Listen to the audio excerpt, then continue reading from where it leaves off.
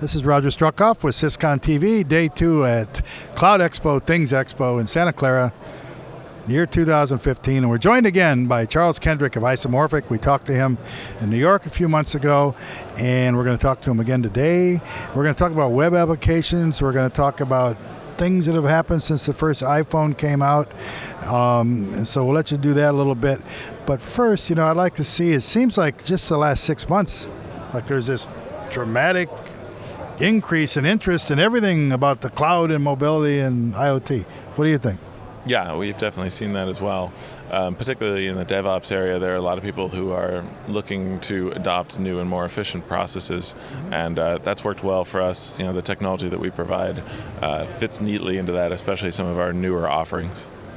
How have you seen things evolve since, now we've lived in an era of smartphones. It seems like it's been forever, but it hasn't. It's only been a few years. So how have you seen things change, say, the last 5 years and then in the last 6 months?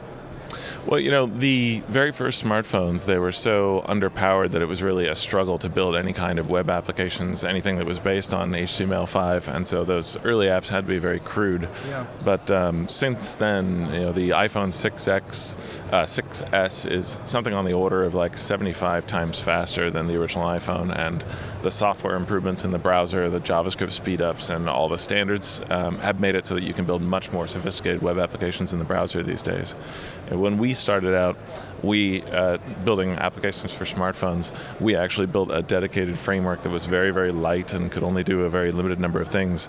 And what we've now done in the last 6 months, a year, is shifted over so that our desktop HTML framework is actually the same set of components that we use inside the smartphones, because the smartphones are now capable of running that level of sophisticated software. Yeah, I'm going to talk about that.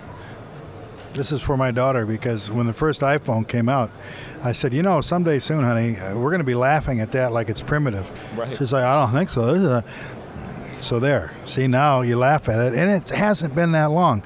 And originally, there was kind of this, okay, you have the web world, it's going to be on a laptop or desktop machine, if you remember what a desktop machine is, and then the phone. It's two completely separate worlds. No longer.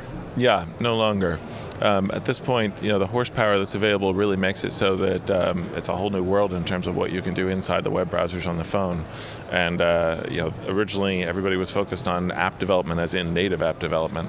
We've seen a big shift towards either building just a web application for something that otherwise would have been an app, or taking web technology and packaging it as an app so that basically it is a web page running inside of the phone.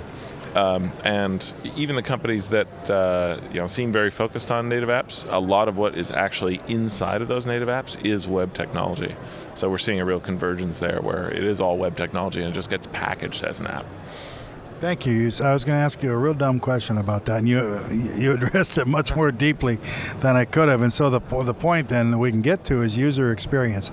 And there used to be, the old days of 3 years ago, but it was a completely different experience on the phone compared to the desktop. And there's still a certain airline I fly where it is.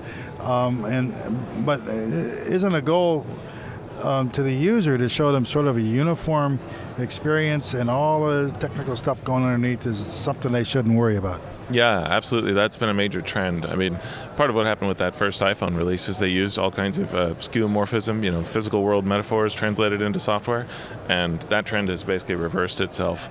You see Google pushing material design, which has the same design vocabulary between desktop and mobile. And if you look at the Windows Phone, everything is converged so that it's all kind of the same flat look. And obviously iOS changed a few versions ago so that it dropped most of the kind of 3D look and became flat. So there's definitely a trend towards the same look, the same design language between desktop and mobile. And that's been a natural for us in terms of delivering a single component set. It's just one area of difference that nobody wants to see a difference anymore.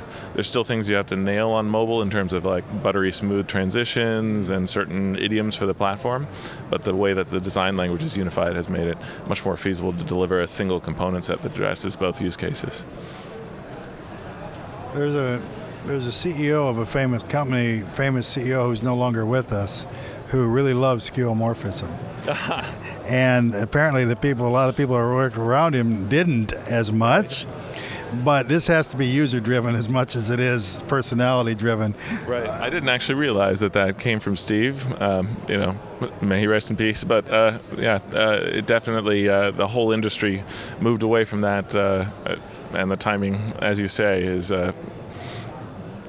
It probably makes it better for designers anyway. I mean, so the idea is like a uniform experience that really works, that really resonates with users, and isn't the idea too that you take, no matter what I'm poking at, I'm getting the same basic performance and same basic experience. As you say, in a smaller format, there's little technical things you have to do to make the experience the same, which to the developer may mean that it differs. But to me, the untrained observer, it should be about the same thing no matter where I am, right?